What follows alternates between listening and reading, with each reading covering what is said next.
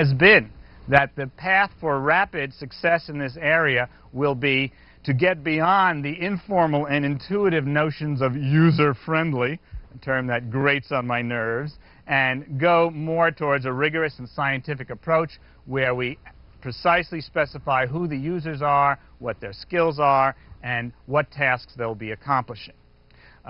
We attempt to make theories that will predict and allow us to measure performance on benchmark tasks, learning times, rates of errors, and retention over time. We want to understand the speed of performance for novices as opposed to experts. In one recent study done by some of my students, the ratio of performance of novices to experts was more than 20 to 1.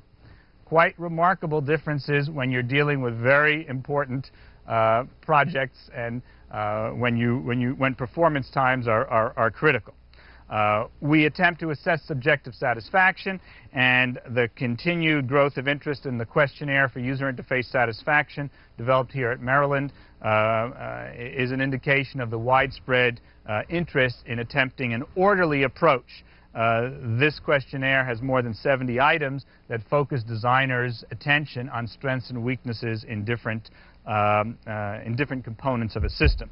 Information about the questionnaire, as well as these slides, are contained in the handout package that you should have received that contain information for each of the speakers for today.